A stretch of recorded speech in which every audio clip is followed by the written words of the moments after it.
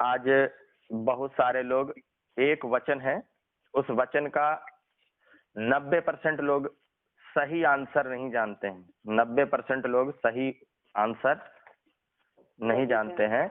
और ये जो जानते नहीं है, ये अपनी समझ में बहुत समझदार हैं, लेकिन इनको मालूम नहीं है। और इस कारण ये वचन, बाइबल के कोई और वचन पता हो या ना हो इन्हें, लेकिन ये वचन इन्हें जरूर पता होगा। तो ये 2 वचन हम सीखेंगे आज, ठीक है। इन 2 वचनों का सही आंसर है क्या? ओके। मत्ती, ये 2 वचन लेकर सब विश्वासी, 95% विश्वासी इस बात को बोलते रहते हैं, लेकिन इसका सही आंसर नहीं पता है उनको, ठीक है। तो आइए हम लोग एक वचन पढ़ेंगे, मत्ती 7 अध्याय उसके 1 वचन से। मत्ती 7 अध्याय 1 वचन पढ़ेंगे। दोष मत लगाओ कि तुम पर भी दोष न लगाया जाए। हाँ, क्योंकि बस दोष मत लगाओ कि तुम पर भी दोष लगाया जाए। जब कोई भी किसी भी विश्वासी को उसको कुछ बोलेंगे ना, तो वो बोलेगा दोष मत लगाइए भाई। अगर विश्वासी ने विश्वासी को बोला तो क्या बोलेगा विश्वासी? आप देखना, कभी भी किसी विश्वासी को अगर आपने कुछ समझाया, सही बात समझा दी, तो आपको क्या बोलेगा? भाई दोष ना लगाओ, ठीक है। यही हो रहा है। हाँ, या आपने किसी विश्वासी को उसके सेवक के लिए चिता दिया, भाई सेवक, वो फला सेवक जहां पर आप जा रहे हो वो सही नहीं है, जिस सेवक के पास आप जा रहे हो वो सेवक क्या नहीं है, सही नहीं है, तो क्या बोलेगा? भाई दोष मत लगाओ। बाइबल में लिखा है दोष नहीं लगाना चाहिए हमें किसी को। हम किसी को दोष लगाने वाले कौन होते हैं? कई बंदे बोलते किसी का न्याय मत करो, किसी का न्याय मत करो। हाँ, अभी समय से पहले न्याय मत करो। अभी मैं इधर गया था एक जगह, एक पास्टर के पास। एक पास्टर है, वो दारू पीते हैं। समझ में आ रहा है सबको? हाँ जी। उनके सगे भाई ने बताया कि ये तो भैया दारू पीते हैं। और जब मैं उनसे पूछा तो बोलते हाँ पी लेते हैं। तो हमने कहा आपका भैया सही संगति नहीं है, जो जिन सेवक के साथ आप हो उन सेवक ने आपको सही नहीं वचन बताया, क्योंकि उनके जो सेवक है वो भी पीते हैं जिन्होंने उनको वचन बताया। तो उन्हीं के पास में एक और सेवक बैठे थे पड़ोस में, तो वो बोलने लगे हाँ हाँ बिल्कुल सही आप कह रहे हो।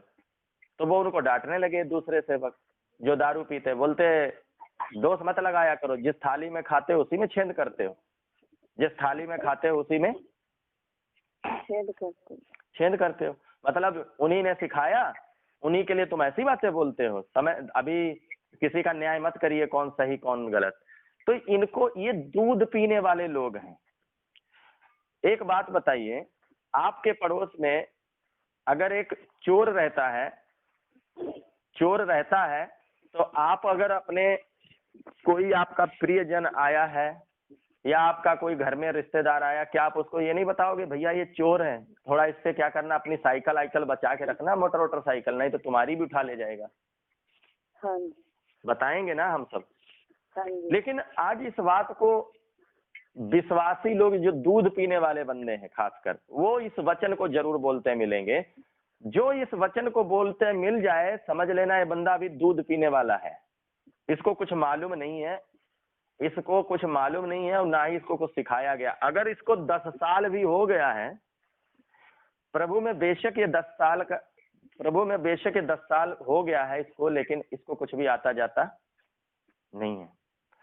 कई बंदों को देखा होगा, कई बच्चे भी होते हैं 20-20 साल के हो जाएंगे, 50-30 साल के कई बंदे हो जाते हैं, तो उनको बात वो बच्चों वाली करेंगे। कई लोग ऐसे देखे होंगे कि वो बात किसकी तरह करेंगे, तो बच्चों वाले। उनकी शरीर बढ़ गया, उनकी उम्र बढ़ गई, गिर जाएगा। उनका शरीर भी, तेजस्वी, गिर जाएगा। उनका शरीर बढ़ गया है, उनका क्या क्या बढ़ गया? शरीर बढ़ गया है, उनके दिन बढ़ गए हैं, लेकिन उनकी क्या नहीं बढ़ी? बुद्धि में कोई भी इंक्रीजिंग नहीं हुई है, कोई बुद्धि इंक्रीज नहीं हुई है, बढ़ी नहीं है, बुद्धि उनकी बढ़ी नहीं।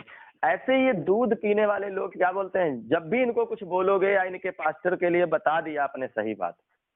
मैं ये नहीं कहता हूं कि सब पास्टर गलत हैं, मैं आपसे ये नहीं कह रहा हूं कि सब सेवक गलत हैं, लेकिन 95% को मैं बोल सकता हूं भैया, 95% लोग आज धंधा पानी कर रहे हैं यीशु मसीह के नाम से। 95% सेवक आज धंधा पानी करते हैं, कहीं 5% सेवक ही आप हैं जो सेवा करते हैं, जो अपनी जिम्मेदारी समझते हैं, वरना 95% लोग मुर्गा बकरा खाने के लिए घूम रहे हैं, काम ना करना पड़े इसलिए सत्संग सुना रहे हैं, काम नहीं मिला इसलिए सत्संग सुना रहे हैं, बुलाहट नहीं है उनकी क्या नहीं है, बुलाहट नहीं। तो सब सेवक गलत नहीं है, सब सेवक गलत नहीं है, लेकिन 95% सेवक आज धंधा पानी में लगे हैं। देखोगे धंधा पानी में संस्थाओं की गुलामी में लगे हैं, पास्टरों की गुलामी में लगे हैं। संस्थाओं की गुलामी का मतलब है भर भर कर रिपोर्ट पहुंचा रहे हैं ऊपर, रिपोर्ट भर भर कर क्या कर रहे हैं, ऊपर पहुंचा रहे हैं। हाँ, पैसा के लिए मनुष्यों की गुलामी में लगे हुए पादरी। पैसा के लिए का मतलब जैसे मैं हूं, मैं किसी पास्टर को फोटो खींच कर दे रहा हूं अपनी कलीसिया के लोगों की, तो उधर से मुझे पैसा आ रहा है ना। फोटो नहीं दे रहा हूं तो पैसा नहीं आ रहा, तो समझ लो कि फोटो में क्यों खींच कर दे रहा हूं और भीड़ क्यों बढ़ाने के चक्कर में हूं, तो जाके ज्यादा से ज्यादा पैसा आ जाए। ये गलत है। कभी भी प्रभु के काम को करना है तो कोई 1 लाख रुपया भी दे, ले लो, लेकिन कहो कोई हमें फोटो मांगे हमारी कलीसिया की या हमसे तनख्वाह टाइप में हमें दे रहा है, तो हमारा विश्वास उस पर नहीं होना चाहिए। लेकिन ऐसे पादरियों के लिए अगर किसी को बोल दिया विश्वासी को, तो विश्वासी क्या बोलेगा, दोष मत लगाओ भाई कि तुम पर भी लगाया जाए। मत्ती 7 का 1 वचन क्या लिखा, बहुत शोर आ रहा आप लोगों के इधर से, आप लोगों के इधर से शोर आ रहा मुझे। बहुत सारे विश्वासी क्या बोलते हैं, भाई दोष ना लगाओ कि तुम पर भी लगाया जाए, है ना। तो आज इसका हम सही अर्थ जानेंगे। इतनी बात समझ में आ गई ना। तो इसका सही अर्थ ये है समझाने के तौर पर, मैं किसी पादरी के कोई पास्टर दारू पीने वाला है और आप अगर उसके पास जाती हैं बहन या भाई, आप जाते हो उसके पास, मान लो मैंने आपके सेवक को बोला कि आपका सेवक दारू पीता है, मुझे पता है, ठीक है, तो आप हमसे बोलेंगे दोष मत लगाइए। भैया ये दोष नहीं लगा रहा हूं, ये सच्चाई बता रहा हूं। कई लोग बोलते हैं ना बुराई मत करिए भाई, भैया ये बुराई नहीं है, सच्चाई है। वो दारू पी रहा है, मैंने मना कर दिया। दोष लगाना तब होता है, दोष लगाना तब होता जब मैं खुद पी रहा होता, जब मैं खुद क्योंकि आगे जब आगे पढ़ेंगे तो आपको समझ में आएगा। आइए देखते हैं, लिखा है जिस नाप से तुम नापते हो उसी नाप से तुम्हारे लिए भी नापा जाएगा। इस दोष ना लगाओ वचन के लिए मतलब समझ में आ रहा, ये केवल एक वचन से पूरा नहीं हो रहा है। जिस नाप से हम दूसरे के लिए नापते हैं वही नाप से हमारे लिए भी नापा जाएगा। कहने का मतलब है अगर मैं खुद दारू पीता हूं और फिर किसी के ऊपर दोष लगा रहा हूं, मान लो हम खुद दारू पी रहे हैं तो दूसरे को बोल रहे हैं ये दारू पी रहे हैं पास्टर साहब, भाई इनके पास मत जा, तो ये दोष है। ये क्या है? लेकिन अगर मैं दारू नहीं पी रहा हूं, सबको समझ में आ रहा कुछ? हाँ जी। मैं दारू नहीं पी रहा हूं, मैं दारू नहीं पी रहा हूं, और अगर मैं आपके सेवक के लिए बोल रहा हूं कि आपके पास्टर दारू पीते हैं, या मैं चोरी में, मैं धंधा पानी में नहीं लगा हूं, तो मैंने बोल दिया भाई आपके सेवक की धंधा पानी कर। मेरे इधर ये धंधा पानी बहुत हो रहा है, 20-50 रुपये, 20,000 रुपया, 50,000 रुपया वसूल लेते हैं और 15,000 के 20,000 के कंबल सस्ते सस्ते लाकर मेरे इधर ढोंगी लोग बांट रहे हैं, और उसको फेसबुक पर, व्हाट्सएप के स्टेटस में और कलीसिया के सामने हो हल्ला मचा देते हैं, और वो 50,000 रुपया वसूल कर चीजें बांट दिया है। बांटने के बाद बोलते हैं और लाओ और लाओ, किसी न किसी तरह से अपना क्या कर रहे हैं, काम कर रहे हैं। इसमें कोई पैसा भी नहीं लगता है। दुकान करोगे आप, दुकान में आपका पैसा लगेगा, दुकान कोई करोगे उसमें क्या लगेगा, पैसा लगेगा। ये जो यीशु मसीह के नाम से धंधा पानी है, इसमें कोई पैसा भी नहीं लगता है। आप बस बाइबल एक ले लो, जैसे तैसे उधार उधूर लेके कहीं न कहीं से, या कोई पादरी से मांग लो, बाइबल ले लो, एक बैग ले लो और बगल में दबा लो और निकल जाओ किधर भी, बस आपका काम धंधा पानी शुरू हो जाएगा। और ऐसे आज बहुत सारे लोग कर रहे हैं। क्यों इनको मैं धंधा पानी वाला बोल रहा हूँ? ना ही ये खुद सीखते हैं और ना ही दूसरों को सीखने भी देते हैं। प्रभु के वचन में लिखा, ना ही खुद प्रवेश करते हैं और ना ही प्रवेश करने देते हैं। ऐसे जब हम नहीं वचन सीखते हैं, प्रभु के अच्छे दासों के कांटेक्ट में नहीं रहते हैं, हम पैसा के पीछे, पैसे के लिए सेवा करते रहेंगे, तो हमारे द्वारा जो लोग भी सेवक निकलेंगे वो भी पैसा ही कमाने के पीछे घूमेंगे। जब हम खुद नहीं कुछ वचन सीखे हैं, उल्टी सीधी बातें सिखा रहे हैं, उल्टे सीधे काम कर रहे हैं जो वचन के अनुसार नहीं है, तो बताओ वही वचन लोगों में फैलेगा नहीं फैलेगा? हम खुद, भीड़ तो हमारे पास आ रही है, लेकिन उनको वचन सिखाने की बजाय खाली हो हल्ला में लगाए पड़े हैं। हो हल्ला में वो बंदा कब तक रहेगा? वचन प्रभु का लिखा कि वचन में भी मजबूत करते रहे। जब प्रभु के सेवक लोग प्रचार करते थे तो साथ में कलीसिया को क्या करते थे? वचन भी में भी मजबूत करते थे। वचन ही एक व्यक्ति की जिंदगी बदल सकता है। लेकिन ये जो पादरी होते धंधा पानी वाले, ये बोलते हमें किसी से सीखने की क्या नहीं है, जरूरत नहीं है। और जब विश्वासियों को बोल दो इनके पादरियों के लिए कि भाई तुम्हारा पादरी सीखता नहीं है, ना ही तुम्हें सिखा रहा कुछ, तुम खाली हो हल्ला में जाते हो, डीजे पर नाचने के लिए, धूम मचाने के लिए जा रहे हो, तो ये बोलते दोष ना लगाओ। भैया दोष ये नहीं होता, दोष का मतलब ही अलग बात होती। लिखा, तू क्यों अपने भाई की आंख के तिनके को देखता है और अपनी आंख का लट्ठा तुझे नहीं सूझता? अगर मैं खुद बीड़ी तक पीता हूं और आपको मैं दारू के लिए मना कर रहा हूं, मैं बीड़ी पीता हूं और आपको मैं दारू के लिए मना करता हूं, तो भी गलत है, ये दोष लगाना है।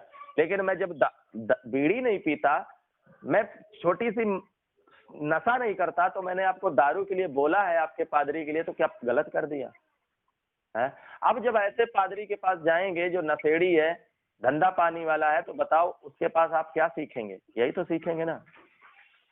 तो बहुत बार इस वचन का गलत अर्थ लगाकर लोग क्या करते हैं? अपने आप को और अपने पास्टर को डिफेंड करते हैं, बचाते हैं, उनको सुरक्षा देते हैं, बोलते हैं परमेश्वर के अभिषिक्तों पर हाथ मत उठाओ, परमेश्वर हाथ काट देगा। ये डराते हैं। अगर इनको पास्टर को कुछ बोल दिया आपने, इनके सेवकों को कुछ बोल दिया, वो पास्टर हमको क्या बोलता है किसी का न्याय मत करिए आप। हमसे बोलता, जब मैंने उसको बोला कि भाई तुम्हारे पास्टर जो है दारू पीते हैं, गलत है, वो बोलते हैं यीशु मसीह ने बनाई थी इसीलिए हम पीते हैं। यीशु मसीह ने दारू बनाई थी क्या? नहीं। हाँ, बोलते अगर दारू पीनी नहीं है तो परमात्मा ने बनाई क्यों है? दारू पीना नहीं है तो बनाई क्यों है? वो पादरी बोल रहे, पादरी है, पास्टर है, बोलते अगर यीशु मसीह ने भी तो बनाई थी दारू। अब भाई यीशु मसीह ने दारू नहीं बनाई थी, समझो, लेकिन ये बात उनके अंदर क्यों? क्या हुआ बेटा?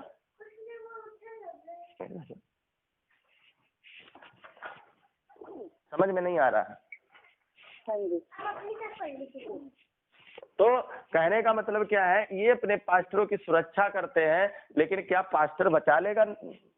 जब न्याय के दिन जाएंगे, न्याय के दिन जब खड़े होंगे नरक में, तो क्या पास्टर हमें बचाएंगे? पास्टर तो खुद भी नरक में खड़े होंगे। अगर प्रभु के वचन को देखेंगे, इसी में मत्ती 7 का 21 वचन में, क्यों ये बात मत्ती 7 के 21 में ही लिख दी प्रभु ने? क्योंकि बहुत सारे लोग हैं जो अपने पास्टरों की आज सुरक्षा कर रहे हैं ना। प्रभु ने मत्ती 7 के 21 में ही ये बात क्यों लिख दी? क्योंकि बहुत सारे विश्वासी लोग अपने अपने पास्टरों की सुरक्षा करते हैं, लेकिन ये पास्टर इनकी कोई सुरक्षा नहीं करेंगे। क्यों? क्योंकि प्रभु का वचन मत्ती 7 का 22 में लिखा, उस दिन बहुतेरे लोग मुझसे कहेंगे, प्रभु क्या हमने तेरे नाम से दुष्ट आत्माओं को नहीं निकाला? हे प्रभु क्या हमने तेरे नाम से कंबल नहीं बांटे? हे प्रभु हमने क्या तेरे नाम से बहुत से लोगों को प्रभु आपके पास नहीं लेकर आए? ये पादरियों को ही प्रभु बोलेगा कि हे सब कुकर्म करने वालों, मेरे पास से भाग जाओ। जिन पास्टरों की हम सुरक्षा करते हैं, जब किसी विश्वासी को सही बात बता दो, भाई आपके पास्टर जो है ना वो सही सही नहीं प्रचार है, उधर में आप क्या करो, थोड़ा सा देखो, कोशिश करो कहीं सही जगह पे जाओ, तो ये क्या बोलते हैं, अच्छा तुम अपने पीछे हमें बुलाना चाहते हो, भैया मेरे पास मत आओ, या आप किसी पादरी के पास मत जाओ, आप वहां पर जाओ जहां पर यीशु की महिमा होती हो, जहां पर यीशु का नाम ऊंचा होता हो, जहां पर यीशु का प्रचार होता हो, ना कि जहां पर धंधा और पानी हो रहा है। धंधा और पानी, अगर धंधा पानी की जगह पर जाएंगे तो आप भी कल को धंधा ही पानी जाकर करेंगे, बोलेंगे जैसे हमारा पादरी कार में घूमता हम भी घूमेंगे, बोलेंगे जैसे हमारे पादरी ने पैसा कमाया है तेल की बोतलें बेच बेच कर हम भी कमाएंगे, जैसे मेरा पादरी कंबल के नाम पर वसूलता रहता है, कहीं कोरोना में सब्जी बांटने के लिए खरीदता रहता वसूलता रहता, ये कोरोना आ गया या कोई ऐसे त्रासदी आएंगी उनमें पैसे वसूल लेते हैं, आधा पैसा खर्च कर देते हैं और आधा खुद रख लेते हैं, फिर बोलते देखो मैंने सब खर्च कर दिया। अब सामने वाले लोग कैसे जानेंगे इसने सब खर्च किया कि नहीं किया। फिर दूसरी बात, फेसबुक पर व्हाट्सएप पर डाल देते हैं, क्यों डाल देते हैं, ताकि और लोग निकल कर आए इनको देने वाले। भैया प्रभु का वचन बताता है जब तुम दान करो तो कोई जानने भी ना पाए। आज जब हम ऐसे खुल्लम खुल्ला लोगों को मशीनें बांटते हैं, लोगों को दरिया बांटते हैं, तो आज प्रभु का नाम क्या खराब हो रहा है कि ईसाई लोग पैसा देकर प्रभु में जोड़ते हैं, ईसाई लोग लालच देकर प्रभु में जोड़ते हैं। अगर आपने चुपचाप दिया होता तो किसी को नहीं पता चला होता तो ये नाम खराब होना था प्रभु का। नहीं समझ में आ रहा।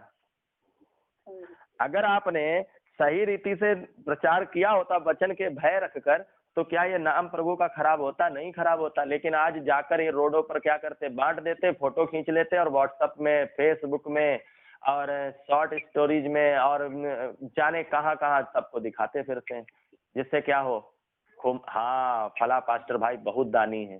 भैया प्रभु के लिए तुमने कुछ नहीं किया, इससे तो तुमने प्रभु का नाम और खराब कर दिया। लोग क्या बोलते हैं हमारे प्रभु के लिए, ईसा मसीह के लोग लालच देकर, आलू देकर, चावल देकर जोड़ लेते हैं, प्रभु अंग्रेज लोग पैसा देते हैं, जबकि अंग्रेज लोग कोई पैसा नहीं देते।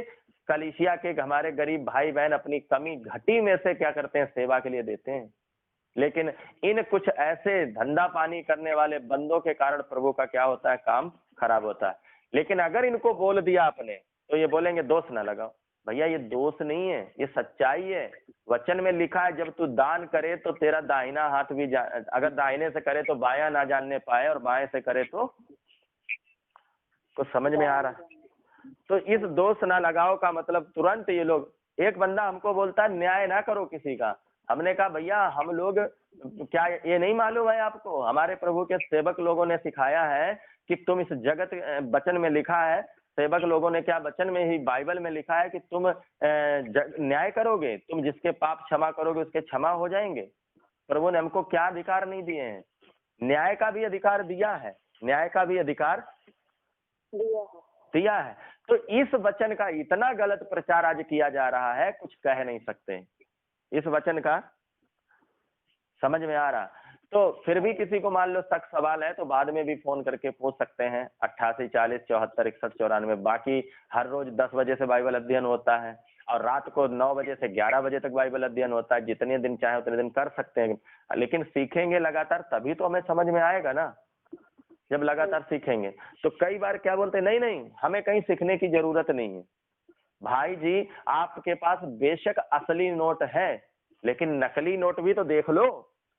हम कहते हैं आपके जो सेवक हैं वो असली हैं, मानता हूं बिल्कुल असली हैं, सच्चे हैं, लेकिन नकली नोट देखो तभी तो असली और नकली में फर्क कर पाओगे। क्या मालूम आप नकली नोट लेकर बैठे हो,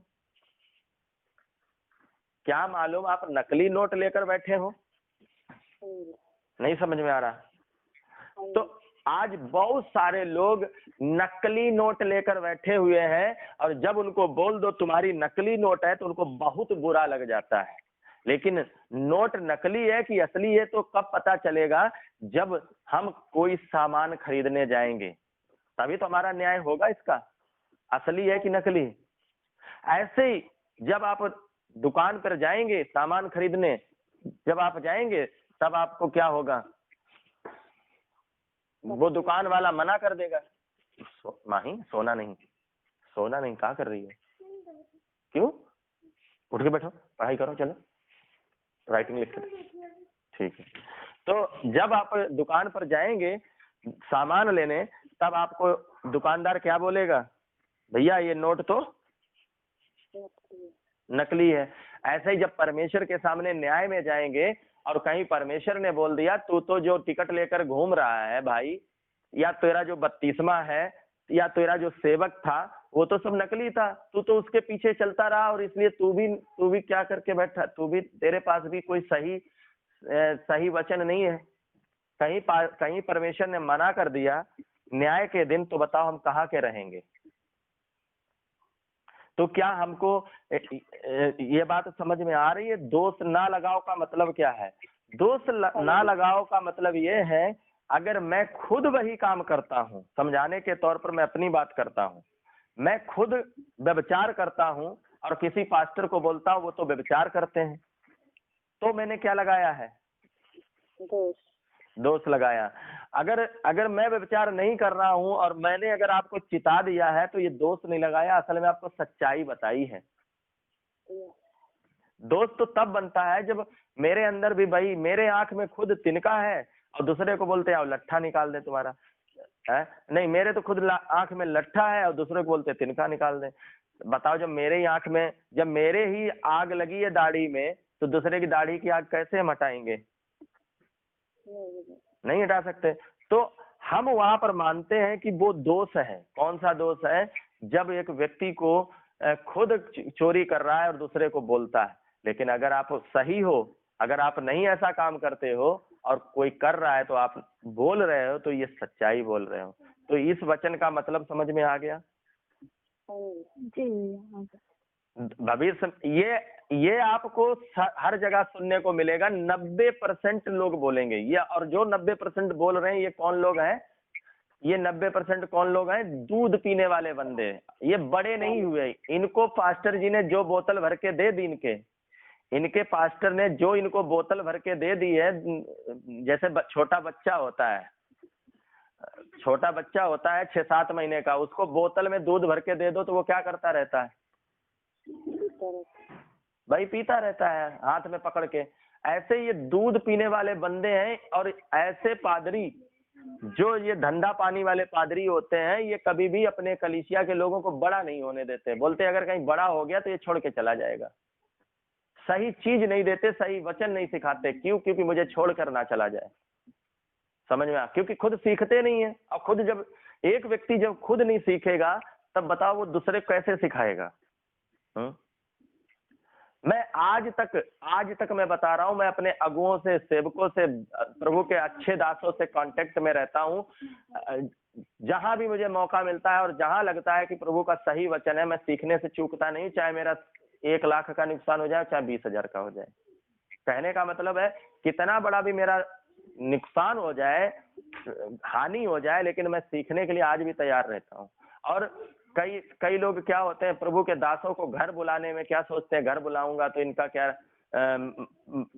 खर्चा होगा, ये होगा, वो होगा। लेकिन कभी भी मैं अपने आप को इसमें बहुत सौभाग्यशाली समझता हूँ कि अगर मेरे घर पर प्रभु के दास लोग आए और मुझे वचन सिखा रहे हैं बैठकर, और मैं उनकी कुछ उनकी सेवा कर पा रहा हूँ।